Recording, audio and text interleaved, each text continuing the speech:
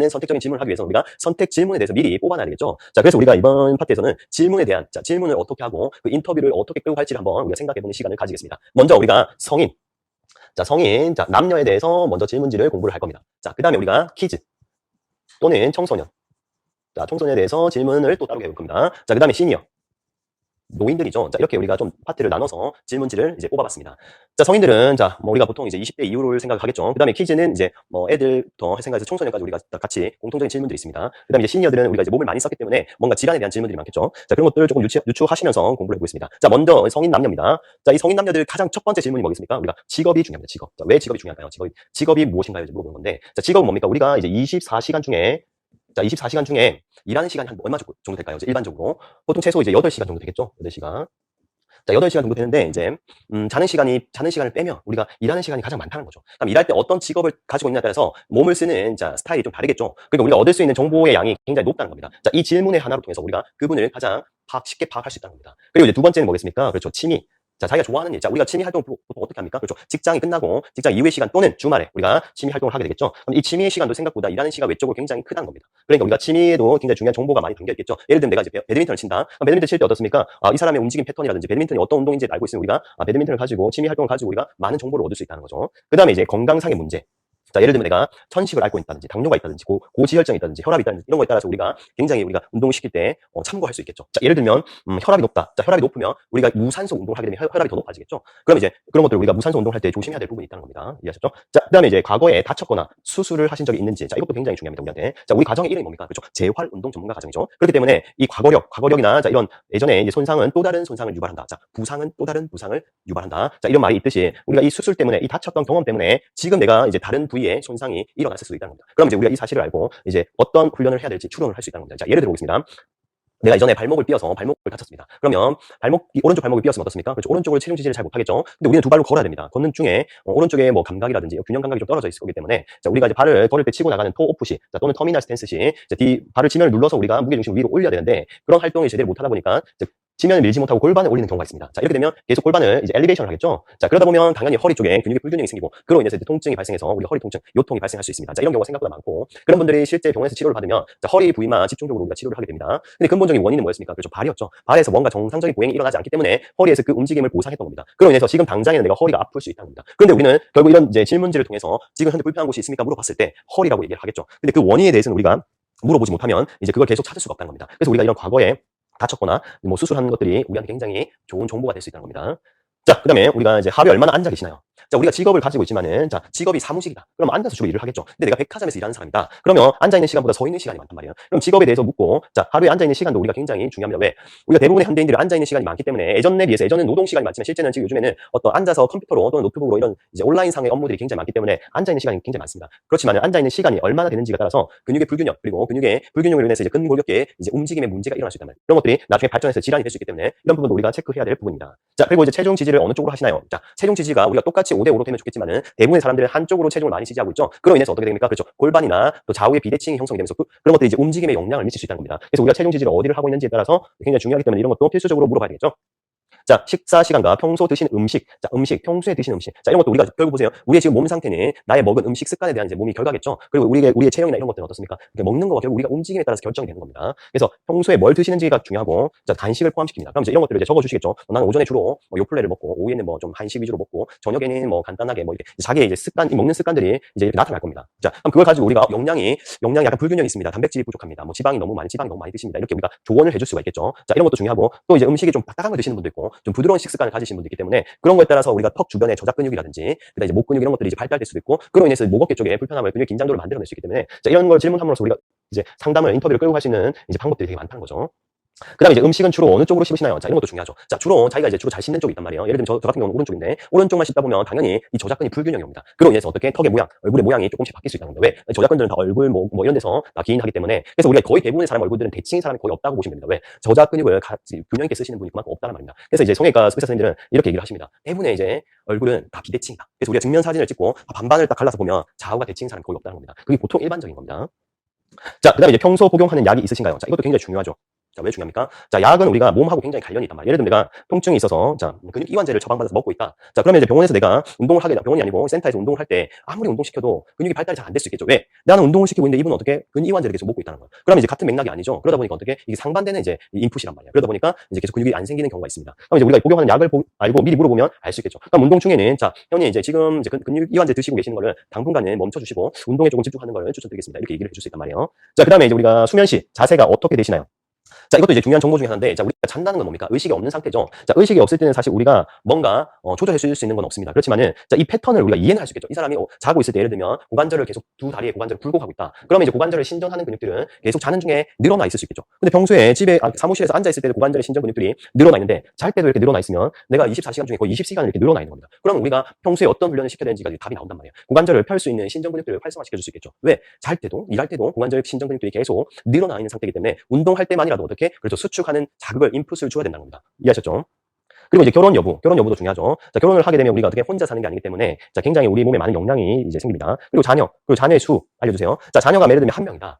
그리고 이제 자녀가 4살이다. 자, 그러면 우리 회원님이 자, 운동센터에 올 때 자녀를 어디 맡겨놓고 와야 되지 않습니까? 그럼 이제 그런 것도 우리가 상담에 생각할 수 있고, 그리고 자녀의 수가 예를 들면 3명이다. 3명인데 일주일에 회원님은 운동을 3번 정도 해야 될 몸을 가지고 있어요. 근데 현실적으로 어떻습니까? 자녀가 3명인데 일주일에 3번 나올 수 있을까요? 아니겠죠. 그럼 그런 분들은 어떻게 이제 컨설팅을 해줘야 될까요? 일주일에 한 번을 나오고 나머지 시간은 집에서 뭔가 운동을 할 수 있는 운동 프로그램을 이제 짜줘야 되겠죠. 현실적인 우리가 컨설팅을 해줘야 된다는 겁니다. 자, 이런 식으로 이렇게 자녀에 따라서 굉장히 우리 상담법이 달라질 수 있다는 겁니다. 자, 그리고 자녀의 분만, 자, 자녀가 있는 경우에는 분만 방법이 중요합니다. 자, 예를 들면, 제왕절개를 했다. 그러면 어떻게, 자, 배꼽 아래쪽 두세 마디 위치에서, 이렇게 횡으로 우리가 보통 제왕절개를 한단 말이에요. 그러면 이제 뭐 출산을 하고 나서, 이제 유착은 분명히 옵니다. 피부 밑에 피하 지방, 그리고 뭐 근육 근막 이렇게 해서 잘라서 우리가 절개를 해서 이제 들어가기 때문에, 이제 거기 유착이 되면 여기가, 복부에 있는 근육들이 수축하기가 조금 힘든 조건이 될 수가 있다는 겁니다. 그러면 어떻게, 이 유착된 조직을 우리가 어느 정도의 그 장력을 만들어줄 수 있는, 자, 방법을 먼저 제공해줘야 될 경우가 있습니다. 자, 그런 것들도 우리가 필요하고, 또 예를 들면 이제 자연분만을 했다. 자연분만을 하게 되면, 보통 우리가 펠빅 플로어라고 해서 골반 저 근육이 있습니다. 골반 아래쪽에 펠빅 플로어 머슬들이 있죠. 그러면 이제 우리가 출산을 하게 되면 아무래도 배에 힘이 들어가기 때문에 펠빅 플로어 머슬도 힘이 같이 들어가는 거예요. 같이 들어가는데 아기는 나오려고 합니다. 그러면 어떻게 되겠습니까? 그렇죠. 찢어지겠죠.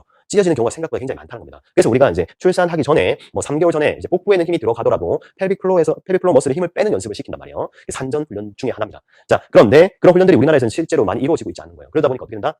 아기를 나올 때 배에 힘을 들어가면서 펠빅 플로어 머슬도 힘이 같이 들어가면서 아기는 나오려고 하니까 이제 우리가 이제 펠빅 플로어가 찢어진단 말이에요. 찢어지고 실제로 의사가 찢어버리는 경우도 있습니다. 왜? 아기가 안 나오니까 거기를 째서라도 이렇게 나오게 하는 겁니다. 이해하셨죠? 그러면 이제 출산 이후에는 어떻게 됐습니까? 펠빅 플로어 머슬들이 이제 기능이 많이 떨어져 있겠죠. 그럼 어떻게 됐어요? 이제 우리가 조직이 손상이 되면 손상되고 회복될 때 유착이 일어난단 말이에요. 그럼 펠빅 플로어 머슬들이 어떻게 되겠습니까? 유착이 있을 수 있겠죠. 또는 좌우의 비대칭이 있을 수 있단 말이에요. 그럼 이제 이런 것들이 결국 어떻게 골반의 안정성에 이제 영향을 미친다는 겁니다. 그럼 이제 골반의 펠빅 플로어 머슬 우리가 생식기하고도 관련이 있는데 그럼 펠빅 플로어 머슬들이 일을 제대로 못하면 자, 뭐 요실금이라든지 생식기 질환이 우리가 발생할 수 있고 또 이제 우리가 밑에 빠지는 느낌이 든다. 이런 여성분들이 그런 말을 하죠. 이제 그런 질환들도 우리가 노출될 수 있다는 겁니다. 그럼 우리는 이제 어떻게 펠빅 플로어 머슬들을 어떻게 티칭을 해야 될지. 그럼 이제 예를 들면 테니스 공이 있으면 펠빅 플로어가 이렇게 있습니다. 이렇게 있다고 보시고 여기 이제 생식기들이 이렇게 있습니다.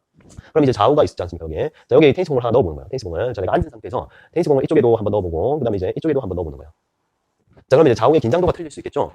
좌우의 긴장도가 예를 들면 오른쪽이 높다. 그러면 이쪽이 더 이제 펠빅 플로어 머슬들이 더 굳어 있는 겁니다. 그럼 내가 이제 여기를 먼저 풀어줘야 되겠죠. 그래서 그런 이완적인 테크닉을 먼저 하고 우리가 운동을 접근하게 되면 이제 골반에 비대칭도 만들 수 있을 거고 이제 그런 식으로 우리가 접근할 수 있는 방법들이 있단 말이에요. 그래서 이런 질문들도 굉장히 분만 방법은 굉장히 중요하고 자 이걸 굳이 따지자면 이거랑 비슷합니다.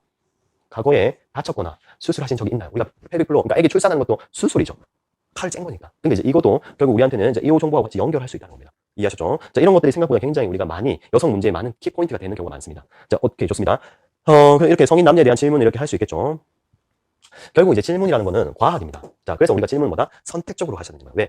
다 시간이 들어가는 거예요. 그냥 의무적으로 하는 경우가 굉장히 많다는 거예요. 선생님들이 이걸 왜 질문하는지도 잘 모르는 경우가 많고. 자, 이 질문을 통해서 우리가 어떻게, 그렇죠. 이제 평가를 할 수 있는 거예요. 뭔가 우리가 운동평가라든지 뭐 그런 것들을 이제 추후에 이제 할 겁니다.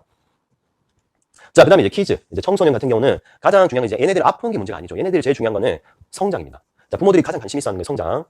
그 다음 두 번째가 뭐겠습니까? 체형입니다, 체형. 자, 우리 애기가 어떻게, 자세가 굽어 있는 것 같은데 이걸 운동으로 펼 수 있을까? 이런 모양을 바꾸는 작업. 자, 이런 것들이 굉장히 이제 성인들, 이제 부모들한테 관심 대상이죠. 그래서 애기들 같은 경우는 절대 혼자 오지 않습니다. 돈도 없고. 그래서 부모님이랑 같이 오기 때문에 자, 이렇게 물어보고 몇 살인지 물어보고 몇 학년인지. 그 다음 키가 어느 정도 되는지 물어봐야 되겠죠. 자, 또래보다 키가 작은지, 큰지, 뭐 이런 것들. 그 다음에 취미가 있나요? 취미가 있는 것도 중요하죠. 왜? 애기들은 운동하는 걸 별로 좋아하지 않습니다. 특히 우리가 뭔가 체형 운동을 한다든지, 뭔가 놀이 개념이 아니고, 뭔가 이렇게, 따분한 운동들은 더더욱 싫어합니다. 그래서 얘네들이 좋아하는 걸 가지고 좀 이 흥미를 유발을 해야 돼요. 그래서 취미를 우리가 알고 있어야 되고, 그리고 이제 무엇을 할 때 좀 즐거운 대상을 알아야 되는 거예요. 예를 들면 나는 뭐 레고 만드는 걸 좋아합니다. 그럼 운동 시킬 때도 레고에 누구 이름이 있지 않습니까? 걔네들을 이제 언급하면서 우리가 얘기를 해줄 수가 있는 거예요. 그 다음에 과거에 다쳤거나, 자, 교통사고, 수술. 자, 애기들도 수술할 수 있죠. 이런 것도 중요해요. 기본적으로 물어줘야 되고. 그 다음에 이제 하루에 얼마나 앉아있는지, 이것도 마찬가지. 학생들 같은 경우는 한참 공부할 때이기 때문에 거의 자는 시간 말고는 앉아있는 경우가 굉장히 많습니다. 학원에서 집 가고 이동 시간 빼고는 거의 앉아있다고 생각하시면 돼요. 그러다 보니까 굉장히 우리가 하체 근력이라든지, 한창 자랄 때인데 척추 근력이라든지 이런 것들이 많이 떨어져 있습니다. 그러니까 체형이 아주 빠르게 무너지죠. 그 다음에 이제 체중 지지를 어느 쪽으로 하는지 마찬가지로 공통적으로 물어봤죠. 음식도 마찬가지로 식사 시간과 이런 거 먹는 거 얘기들은 중요하죠. 간식 포함해서. 자, 어떤 영양의 균형적인 상태가 있는지, 자, 없는지 우리가 선생님들이 이런 것까지 챙겨주시면 부모들이 굉장히 좋아합니다. 그 다음에 이제 평소에 먹는 약, 애기들은 이제 먹는 약이 그렇게 많지는 않겠죠. 그러니까 어느 정도 이제 비타민이라든지 뭐 건강보조식품 이런 것들을 물어볼 수 있겠죠. 그 다음에 이제 보통 몇 시에 자는지 이 시간이 중요합니다. 자는 시간. 자는 시간, 왜냐면 애기들은 성장이 아까 중요하다고 했죠. 자, 몇 시부터 몇 시가 이제 중요한 것보다 더 중요한 건 얼마나 깊이 자느냐가 중요합니다. 자, 예전에는 우리가 10시부터 2시까지 성장 호르몬이 많이 나온다. 이런 약간 미신을 가지고 있었는데 실제 많은 연구 결과 그 시간보다 더 중요한 건 뭐다? 그렇죠. 얼마나 깊이 자느냐가 중요하다고 이제 얘기를 하고 있습니다. 그래서 자는 시간보다는 깊이 자는 시간이 중요한 겁니다. 자, 요즘에 우리가 이제 애플 워치라든지 갤럭시 워치라든지 이런 좋은 시계들이 나오고 스마트 워치가 나오죠. 자, 이런 시계를 보면 이제 우리가 수면의 질을 다 체크해 줍니다. 그래서 실제 내가 코 고는 시간, 그리고 이제 깊이 수면하는 시간들을 데이터를 다 뽑아준단 말이에요. 자, 이런 것들은 트레이너들은 기본적으로 알고 있으면 이제 그렇게 조언을 해줄 수 있고, 운동을 통해서 숙면의 질이 달라지는 것도 우리가 체크해 줄 수 있는 거예요. 그럼 이런 것도 일종의 평가 항목 중에 들어가겠죠. 그래서 이제 요즘에 시대가 좋아졌기 때문에 스마트 워치를 가지고 이 친구들의 수면의 시간을 얼만큼 안 좋아하는 상태고, 운동을 통해서 얼마나 좋아지고 있는 상태를 우리가 데이터를 보여줄 수 있다는 겁니다. 그래서 실제로 이제 제 형 같은 경우는 수면의 이제 질을 평가를 합니다. 그리고 이제 한 번 갖고 평가하잖아요. 일주일에 한 3번 정도를 이제 데이터를 뽑아요. 그럼 3번의 평균치가 있습니까? 그럼 이 평균치를 가지고 결과를 도출하고, 그 다음에 이제 운동을 좀 한 10회나 20회 정도 하고 나서 다시 이제 수면의 질을 이제 체크를 합니다. 그럼 또 3번 정도를 평가를 해서 이제 이 평균치를 도출합니다. 그래서 얘와 이제 얘를 비교를 해서 얼마나 수면의 질이 좋아지는지를 알려주는 거예요. 특히 이제 우리가 깊이 자는 방법이 있습니다. 어떻게 깊이 자게 할 수 있냐? 뇌를 많이 쓰게 하면 돼요. 우리가 한마디로 신경세포를 많이 쓰는 거예요. 근데 우리가 쓰는 근육만 계속, 애기들 같은 경우는 이제 근육의 불균형이 있고 자기가 이제 활동하는 범위라든지 또는 쓰는 근육만 계속 쓴단 말이에요. 그러면 이제 뇌는 계속 쓰는 신경세포만 계속 쓰는 겁니다. 근데 이제 안 쓰는 이제 근육들을 쓰게 되면 안 쓰는 신경세포를 이제 활성화시키겠죠. 그럼 우리 뇌는 이제 신경세포는 굉장히 많은 영양을 이제 요구하기 때문에 굉장히 피곤해지는 거예요. 안 쓰는 새로운 신경세포를 활성화시키고 이러다 보면 굉장히 피곤합니다. 그럼 애기들이 빨리 자요. 빨리 자고 빨리 피곤해서 지치니까 빨리 깊이 자려고 합니다. 그래서 이제 수면의 질이 달라지죠. 이해하셨죠? 근데 왜 이제 요즘 애들은 이제 깊이 못 자냐면 맨날 이제 휴대폰을 보고 뭔가 영상 매체에 눈만 피곤한 거야. 육체는 피곤한 게 아니고 눈만 피곤한 거예요. 그러다 보니까 어떻게 영상을 보면 생각도 별로 안 해요. 그러니까 이제 뇌 신경세포가 활성화가 안 되니까 사실 별로 피곤하지 않는 거예요. 그러다 보니까 이제 깊이 잠을 못 자는 겁니다. 그래서 이제 이런 것들을 우리가 운동을 통해서 좋아질 수 있다는 거를 이제 우리가 밝혀줄 수 있다는 거예요. 그다음에 이제 잠은 푹 자나요? 이런 걸 이제 아까 말했듯이 물어볼 수 있겠죠. 그다음에 수면 시 자세가 어떻게 되나요? 이제 이것도 마찬가지로 물어볼 수 있습니다. 그리고 이제 여기서 중요한 겁니다. 자, 여 학생의 경우 초경. 이 초경이 우리가 2차 성징이라고 생각해요. 자, 2차 성징은 뭡니까? 자, 1차 성징은 우리가 태어나고 보통 이제 1차 성징이 이루어지고, 이제 우리가 초경을 기점으로 이제 2차 성징이 일어납니다. 자, 2차 성징이 일어나면 이제 호르몬이 달라지는 겁니다. 그러니까 이제 예를 들면 성 호르몬이라든지 이런 것들이 이제 나타나고, 자, 이렇게 되면 우리가 2차 성징 초경을 한다는 말은 이제 임신을 여자들이 할 수 있는 단계가 된 겁니다. 그러니까 이제 호르몬이 달라지고, 뭐 몸에 이제 털이 나고 뭐 이렇게 되는 겁니다. 그래서 성 호르몬, 성장 호르몬이 막 이때 막 분비가 되고, 그래서 초경을 기점으로 이제 이 앞뒤 이렇게 우리가 전후로 이제 성장이 엄청 많이 이루어집니다. 그리고 이 이후에 근육이 굉장히 많이 발달을 해요. 자, 그래서 우리가 태어나서 보통 우리가 태어나서 2세까지는 굉장히 신경세포가 폭발적으로 발달합니다.